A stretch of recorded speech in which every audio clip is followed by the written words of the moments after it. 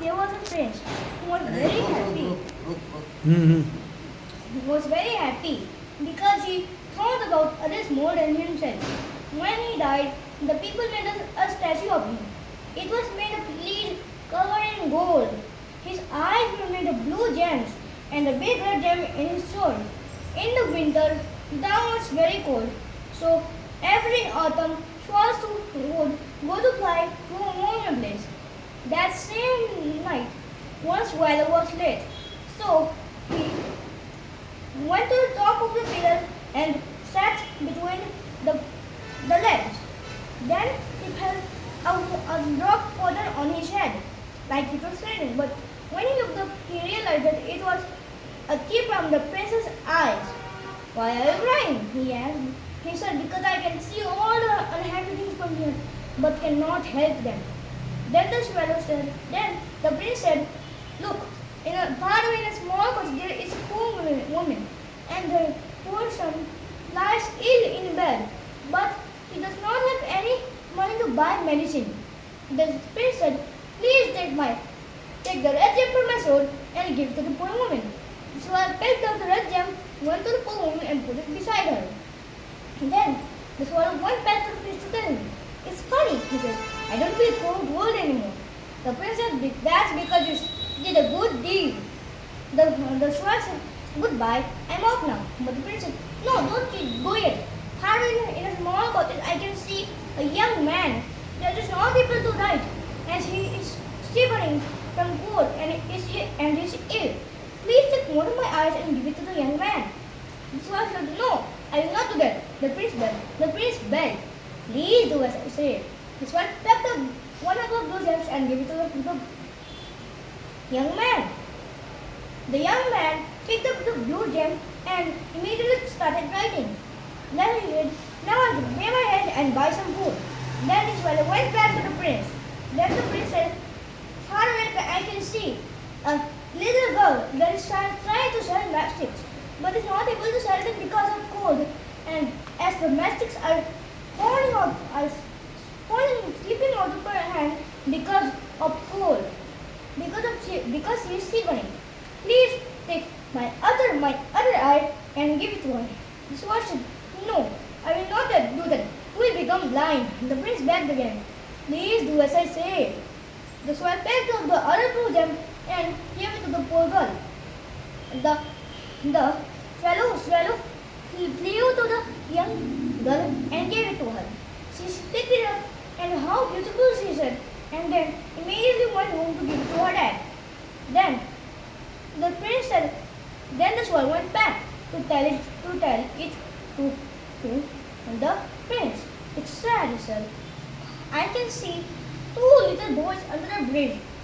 They are trying to take shelter, but a police cop is saying, what are you guys doing here? What are you guys doing here? Go to your home, but he did not know that they had no home to go to. They just hold their hands and went out of the bridge. The swallow flew back to the prince to tell him.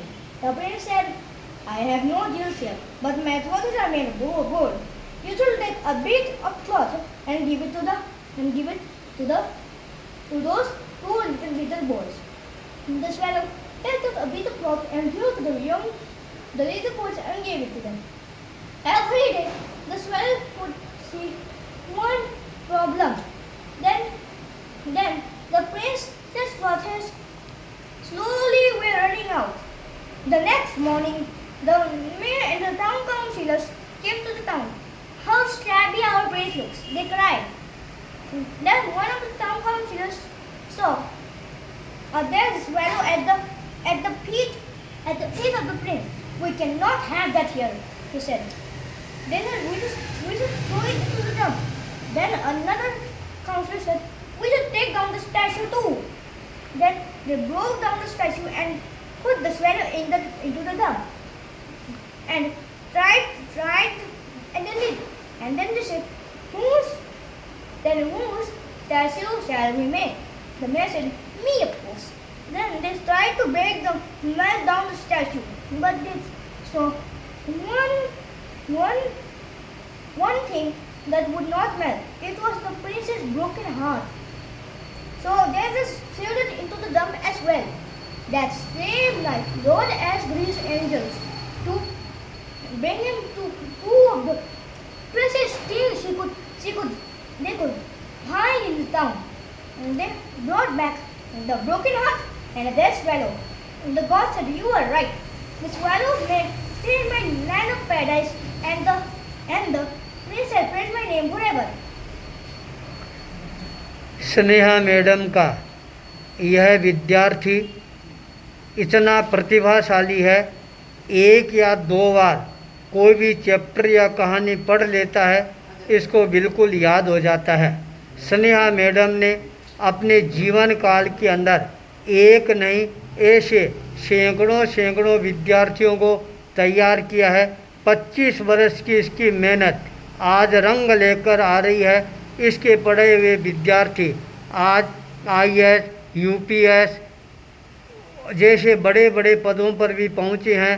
Doctor, वकीलों की तो कोई गिनती ही नहीं है। जब एक अध्यापिका ये संकल्प कर लेती है, मेरे को मेरे कांटाबाजी क्षेत्र के विद्यार्थियों को विद्या के क्षेत्र में आगे बढ़ाना है, तो वह सब कुछ अपने जीवन में अपने सपने को सार्थक करना प्रारंभ कर देती है। जब स्वरूप का योग मिल जाता है, भाई लोनकरण जैन का ये परिवार पीढ़ियों से संस्कारी परिवार है।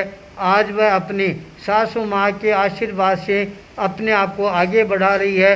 आज इसके विद्यार्थी इतनी ऊंचाइयों पर पहुंच गए हैं, सुनकर भी आश्चर्य होता है।